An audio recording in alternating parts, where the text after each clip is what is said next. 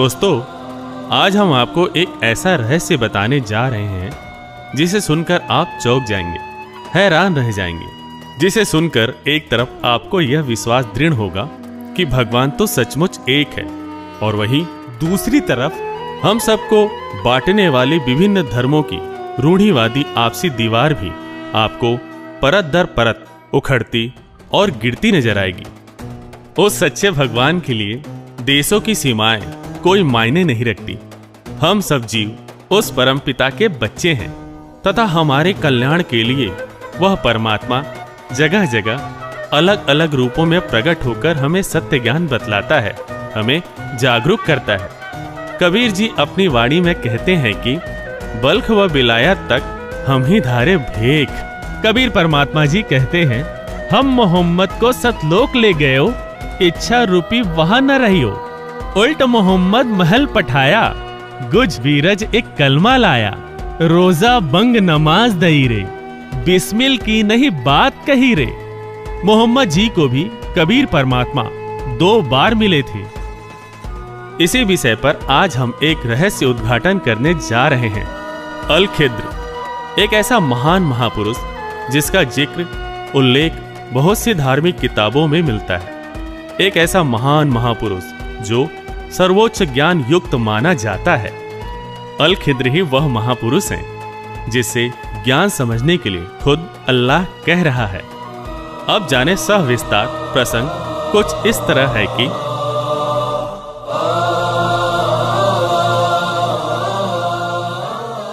एक बार किसी ने हजरत मूसा जी से पूछा कि इस दुनिया में सबसे ज्यादा इल्म किसके पास है। इसके जवाब में मूसा जी ने बड़े गर्व से कहा, मेरे पास। मूसा जी का यह जवाब अल्लाह को पसंद नहीं आया, जिस कारण अल्लाह ने मूसा जी को कहा कि जो ज्ञान तुझे प्राप्त है वो अल खिद्र के ज्ञान के सामने कुछ भी नहीं है। कुछ भी नहीं मतलब साफ है, अल खिद्र का ज्ञान सर्वोपरि है। उसके ज्ञान की महानता को कुरान शरीफ का ज्ञान दाता, बाइबल का ज्ञान दाता खुद स्वीकार कर रहा है। ये बात पवित्र गीता जी से भी मेल खाती है, जिसमें गीता ज्ञान देने वाला अध्याय 4 के श्लोक 34 में कहता है कि संपूर्ण आध्यात्मिक ज्ञान किसी तत्वदर्शी संत के पास है, उससे जाकर पूछो। मूसा जी अल खिद्र के पास जाते हैं, लेकिन वो अल खिद्र पर विश्वास नहीं कर पाते। इस कारण उन्हें अल खिद्र से अद्भुत ज्ञान की प्राप्ति नहीं हो पाती। स्पष्ट हुआ कि अल खिद्र का ज्ञान सर्वश्रेष्ठ है। कबीर जी के ज्ञान के बारे में भी यही कहा गया है कि और ज्ञान मंडलीक सब चकवे ज्ञान कबीर। अल खिद्र का वर्णन 55 हदीसों में भी मिलता है, और यह भी वर्णन है कि अल खिद्र मोहम्मद जी को उनके जीवन काल में 2 बार मिले। एक बार मोहम्मद जी के जवानी काल में, व दोबारा मोहम्मद जी के बुढ़ापे में। लेकिन विशेष गौर फरमाने वाली बात यह है कि तब अल खिद्र की उम्र जरा भी नहीं बदली। ऐसा ही कुछ वर्णन कबीर जी ने अपनी वाणी में दिया है कि जब गोरखनाथ ने वार्ता कर कबीर जी से उनकी उम्र पूछी थी, तब कबीर जी का जवाब था कि गोरखनाथ जी, 7 करोड़ तेरे शंभू मर गए, मेरी एक नहीं पलैया। क्योंकि पूर्ण परमात्मा अविनाशी है, उसके जीवन का एक भी पल कभी कम नहीं होता। पवित्र कुरान शरीफ के सूरत फुरकान 25 आयत 52 से 59 में वर्णन है कि वो परमात्मा जिसने सारी सृष्टि रची, वह हमारे सब गुनाहों से खबरदार है, वाकिफ है। ऐसा लिखित सबूत अल खिद्र के उस प्रसंग से मिलता है जिसमें अली को कहा गया है कि अली, मैं तुझे ऐसा मंत्र दूंगा जो असंख्य पापों का नाश कर देगा। वेदों में भी यही वर्णन है कि केवल कबीर परमात्मा ही पाप नाशक है, सभी पाप कर्मों को काट सकता है। यह वही अली है जिसने बदर के युद्ध में विजय प्राप्ति के लिए अल खिद्र से आशीर्वाद प्राप्त किया था, क्योंकि अल खिद्र हमेशा धर्मनिष्ठ लोगों की मदद किया करता है। अल खिद्र ही अविनाशी कबीर परमात्मा है। वह वही भक्ति मार्ग में उलझनों को साफ करता है, मतलब कि सही भक्ति विधि भगत समाज को बतलाता है। ऐसा उल्लेख पवित्र वेदों में भी है कि परमात्मा उपदेश करने की इच्छा से इस पृथ्वी पर अवतरित होता है। वह अपनी वाणियों के सत्य ज्ञान की बौछार करता है। बहुत से मुस्लिम श्रद्धालुओं का मानना है कि अल खिद्र के हाथों में हड्डियां नहीं हैं। वे रुई जैसे नर्म हैं और ये उसकी पहचान भी है। जब कोई तुझसे ऐसा साधु मिले जिसके हाथ नरम हो, वह हड्डी ना हो, तो समझो कि वो अल खिद्र ही है। ऐसा ही शरीर कबीर जी का है। कबीर जी खुद अपनी वाणी में कहते हैं कि हाड़ चाम लहू ना मेरे, जाने सतनाम उपासी। सभी प्रसंग अब अल खिद्र व कबीर जी को एक ही स्पष्ट करते हैं।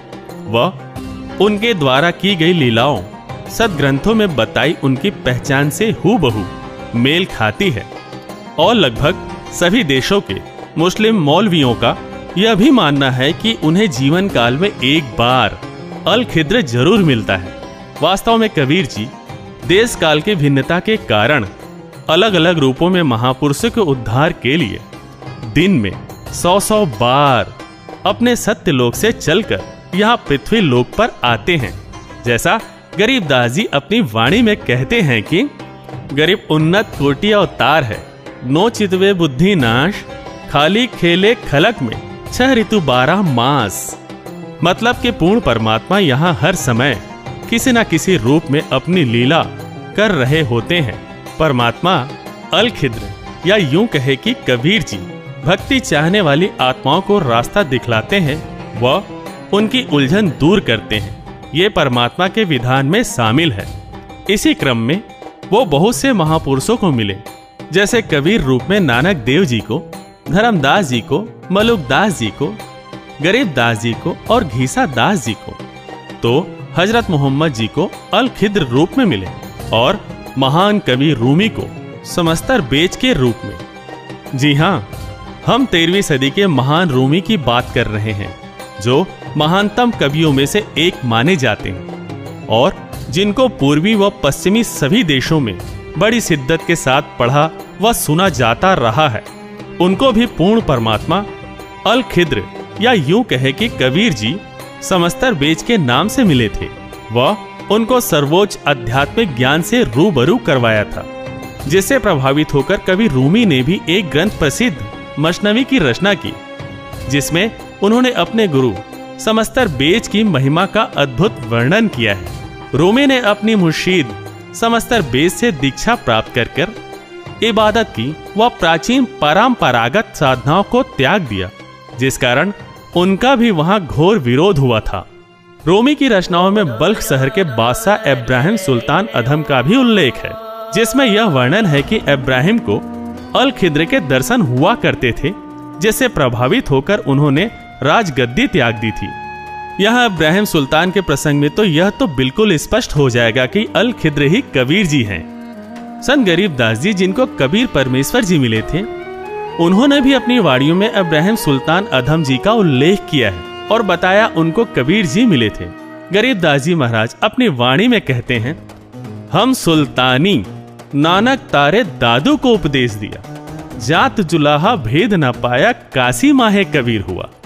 वास्तव में जिस महापुरुष की रूमी ने अल खिद्र समस्तर बेच के नाम से महिमा गाई है, उसी की संत गरीबदास जी ने भी कबीर नाम से महिमा गाई है, क्योंकि है तो दोनों एक ही। अब तक के सभी प्रसंगों प्रमाणों से यह स्पष्ट हो जाता है कि परमात्मा एक है, वह वही अलग अलग रूप बनाकर हमें सत्य ज्ञान बतलाता है। वो कभी अल खिद्र बनकर हमें मानव जीवन के मूल उद्देश्य से परिचित करवाता है और कभी कबीर रूप में हमें अपने वास्तविक घर की राह बताने के लिए घूमता फिरता है। अध्यात्म की यह जटिल पहेली भी अल खिद्र ही सुलझा सकता है, जो देश काल की भिन्नता के कारण अलग अलग रूप व अलग अलग नाम से आकर प्रकट होता है।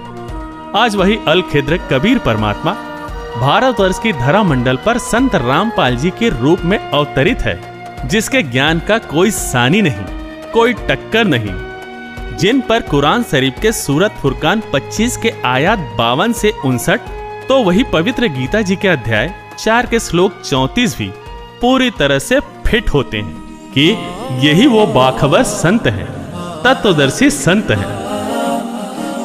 इनके पास ही अद्भुत अजेय ज्ञान है, जिसके आधार पर इन्होंने विश्व के सभी धर्म गुरुओं को निरुत्तर किया हुआ है, और इनके पास ही वो अद्भुत ज्ञान है जिसे प्राप्त करने में हजरत मूसा जी भी असफल रहे। इनके पास ही वो मूल मंत्र है जो हमारे अनगिनत पापों का नाश कर सकता है। इनके पास ही वो मूल तत्व गुण ज्ञान है जो सुखमय जीवन का आधार है और सर्वजीव आत्माओं की भक्ति कराकर उनका वास्तविक घर सत्यलोक अर्थात पूर्ण मोक्ष प्राप्त कराने वाला है।